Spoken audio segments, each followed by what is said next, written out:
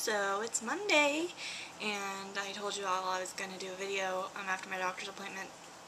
So I go in there, and first I have to talk to the student that he's teaching. So I didn't know her at all, and I started to kind of panic a little bit. I was just like, I don't know, because I've been going to him for a year, so I kind of felt like I don't know, I don't know him, he's just my doctor, but there's some kind of relationship there. But anyways, I had to talk to her, and she did not smell well. I mean, she stunk. She checked my heart and lungs and everything while I was in there, and she did not smell well. So it was just hard to tell her, I had to tell her my whole background, why we were there, what I wanted, to talk to Dr. McKenzie about today. So I got done talking to her, and my doctor comes in, and he just looks at me. He's just like, because I haven't seen, he's just the infertility doctor. I can't see him once I'm pregnant. I can't say it there anymore. So of course he knew walking in the room that I had a miscarriage, and he walks in and he looks at me and he said, "What's going on?" And I was like, well, I had a miscarriage. And he sits down, and he starts going over, he's like, "What happened?"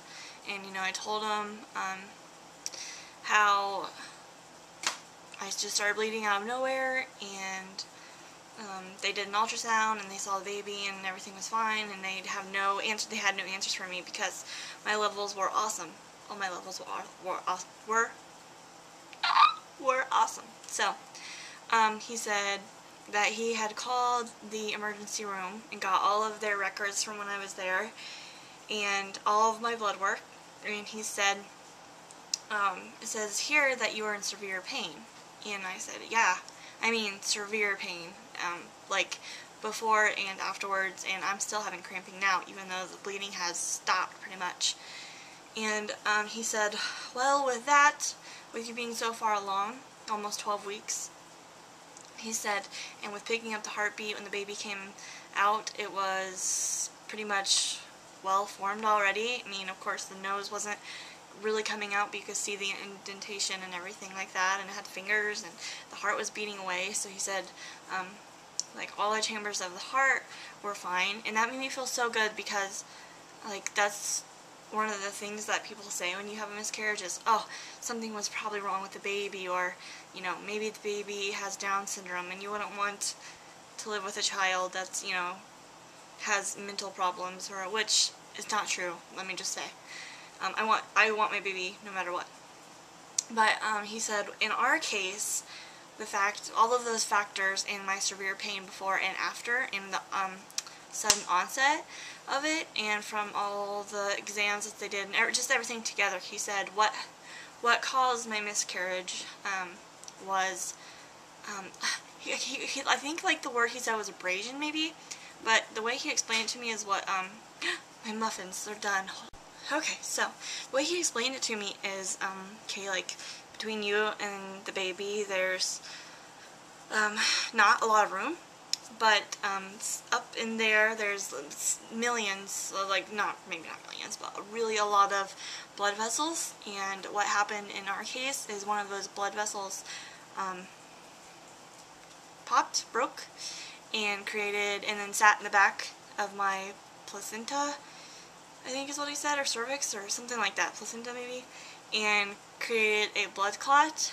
And where the baby was attached, because okay, so here's you, and then most of the time they want the baby to attach in the middle, but mine was attached a little bit lower, and they said there's no control over that, where the baby attaches.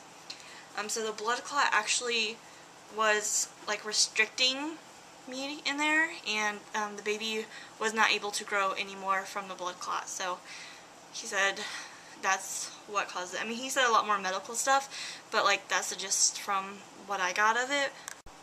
So Justin didn't go with me because I don't know, it's hard for him to go to the infertility treatments or anything like that with me if he doesn't have to. But So my doctor, I was fine. I told myself, you're not going to cry. You're past this for the most part, and you know, we're moving on to a different stage. We're not forgetting the baby. But my doctor, you know, after all the medical stuff went on, he said, he was like, so how are you? And he just like looked at me, and I was like, I'm okay. I was like, it's rough, but I'm okay. And he was like, I just want you to know that you did have a baby. This is a baby. This is not a it. This is not a thing. He said, my suggestion to you, and it's kind of homework he gave us, is to sit down. First he asked me if we would like to have a free memorial for the baby, memorial service for the, you know, miscarriage and stuff like that, and that his friend does them for free. And I said, no thank you, that'd be a little rough. And then he said, well, what I want you to do is have dinner with your husband at home in a place where you guys feel safe and, you know, able to share your feelings. And he said, I want you to make dinner, your guys' favorite dinner. If you had family, he said he would encourage us to have our family over, and any small children to come, because they say, I don't know, they say, you know, things maybe sometimes to cheer you up, or funny things to keep going. And then he said he would suggest that we name the baby, and he suggests to his patients that you actually don't name the baby a name that you would necessarily name a person. He said, well, first he was just being funny. He said, well, you can name the baby after me. And then he was like, no, but really, I suggest to my patients that they name their baby something like Elmo, or something that's going to make you laugh or smile when you think about it, when you think about the baby. So that way you don't have to say the baby or it or thing. And I don't know if we're going to be able to do that. I don't know why. I just like saying the baby. And then he said, you will get pregnant again. He said, you got pregnant this time. And that the chance of this happening again is like 1 in a million, that, you know, that I would have the same problem. So probably wouldn't have this problem again. He said it was good news that it wasn't, you know, the heart or anything wrong with the baby. It was just a freak thing that happens and no one can control it. And he said, at the dinner, sorry, I got off track. At the dinner, he wants, how long have I been talking? A while. At the dinner, he wants us to say one-word feelings, as many as we want, but no thoughts. He said, your thoughts and your feelings are completely different, and to keep thoughts out of the dinner. You have to say feelings, and that he thought it would be a really good idea for my husband too. And he said, your husband's not going to talk to you about it. And I said, I know. And he said, it's not that he doesn't want to talk about it, it's not that he doesn't care. He said, he just doesn't want to make you cry. And then I was like, yeah, I know. And he was like, you are doing really well. And he's like, but you haven't done enough crying. And I was like, believe me, I've done my fair share. And he was like, it's okay to cry. And I was like, I know. And he said, another thing with this is that I don't want you to say, I got pregnant anymore, or I lost a baby, or I got pregnant. I don't know if I already said that, but he said that I should really say we, because it is we got pregnant, we had a loss. And at the dinner, he wants us to talk about how we felt trying to get pregnant, how we felt when we got pregnant, and how we felt when we lost the baby. And he said, for my husband, it would be better if we just did one word feelings, because men obviously aren't like us, and you know, we're kind of emotional sometimes. So then after all of that, he like looked at me like with his head to the side or whatever, and like I think he knows so much because his wife and him went through infertility. She was never able to have children. They adopted two twins, and so he kind of understands at a different level. thought someone was at the door.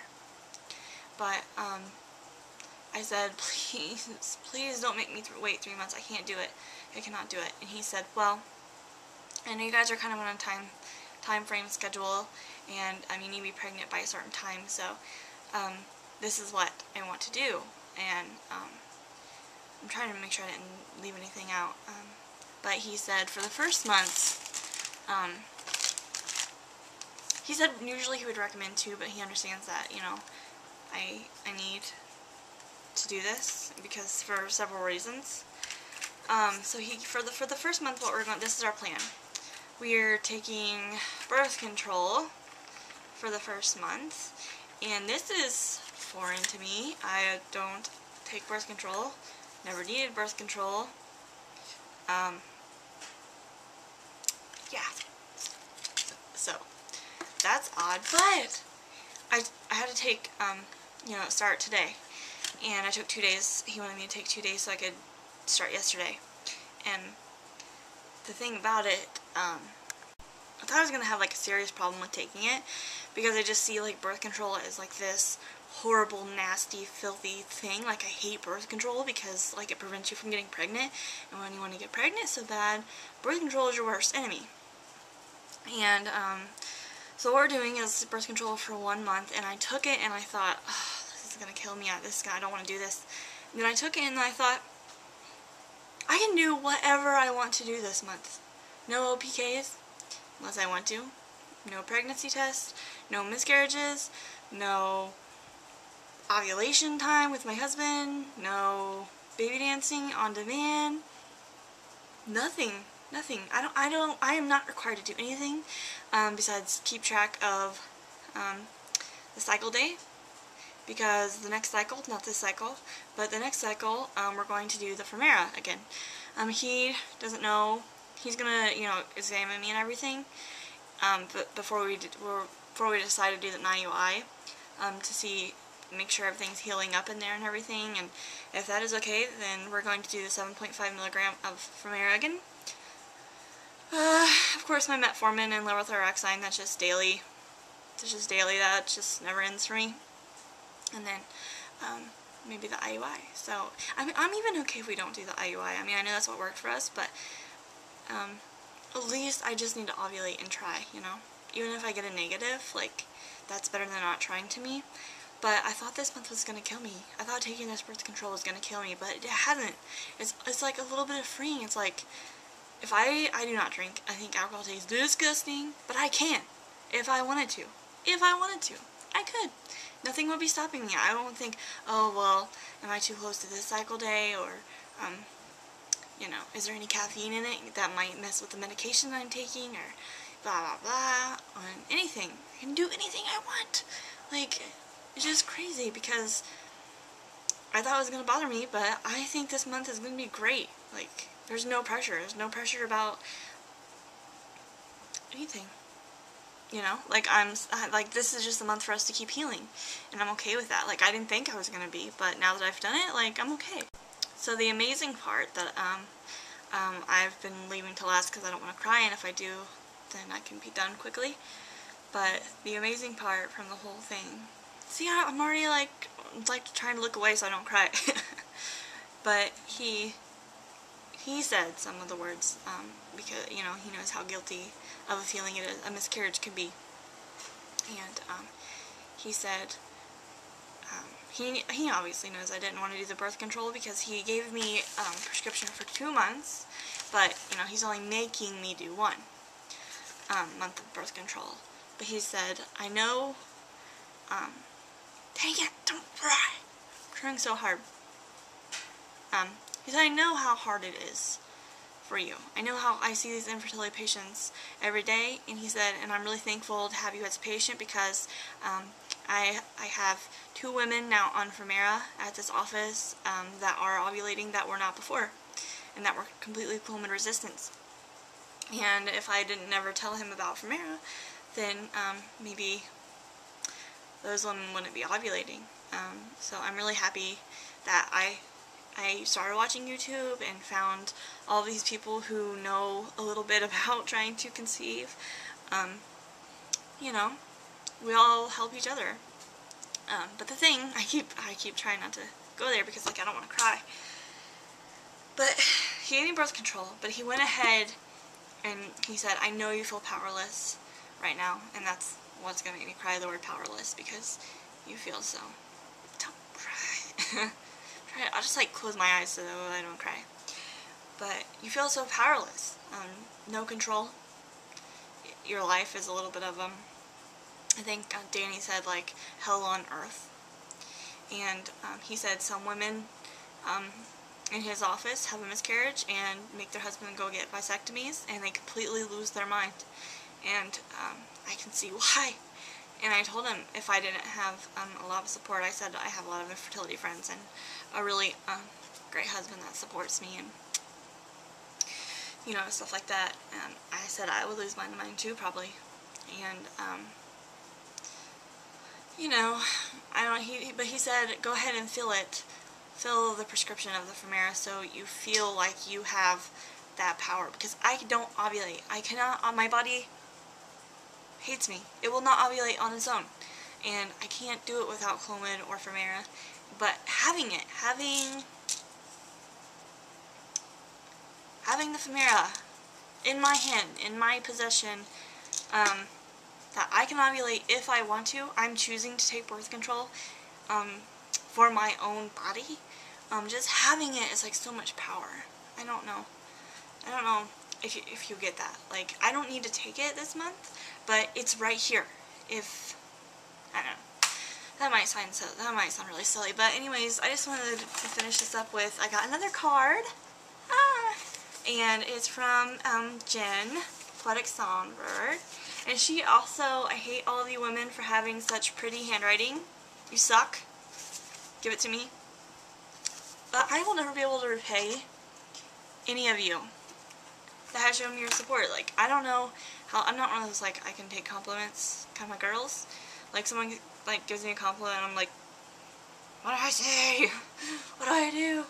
But thank you guys so much, and like, I'm really thankful for all of you, and thank you for even caring about, like, how my Monday went, like, you know? Anyways, thank you guys, and I'll talk to you soon, let you know how the birth control goes.